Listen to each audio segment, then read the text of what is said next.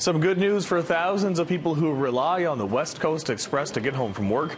The trains were back up and running this afternoon. This after TransLink said it had assurances from CP Rail that the tracks would be open.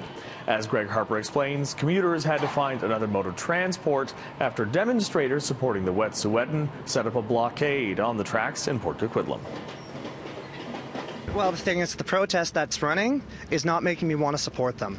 It's only making me dislike them more because they're only impacting my economy and trying to damage my work. The frustration is starting to boil over. The West Coast Express shut down for the Thursday afternoon and Friday morning commutes as pipeline protesters blocked the railway tracks in Port Coquitlam. The whole protest problem in general, I think you're not going to get people on board with what you're trying to do by being disruptive in this way. TransLink set up a bus bridge to service express stations from Mission to Coquitlam. Many used the Millennium Line at Coquitlam and SkyTrain the rest of the way. At the Coquitlam bus loop, extra security was on hand to make sure the addition of more buses and people went smoothly.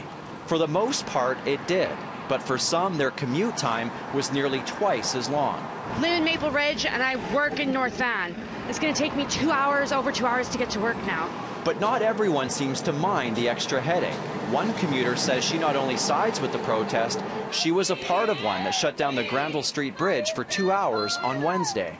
They've got to catch the public's attention somehow, but quite frankly, I can tell you that they don't, they're not really that concerned about what the general public thinks about what they're doing.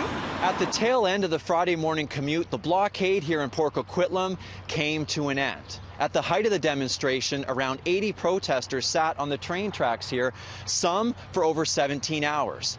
In the end, it wasn't the police that forced the group to leave. They decided to pack up their things to attend the Women's Memorial March in Vancouver's downtown east side. After a long conversation, we made the collective decision, realizing the significance of presence at the Women's Memorial March, and that's the only reason we ended the blockade. The intention, the purpose, is to shut down Canada, and of course that's going to impact regular working class people. Not what many commuters want to hear, with many wondering what will be next. In Port Coquitlam, Greg Harper, City News.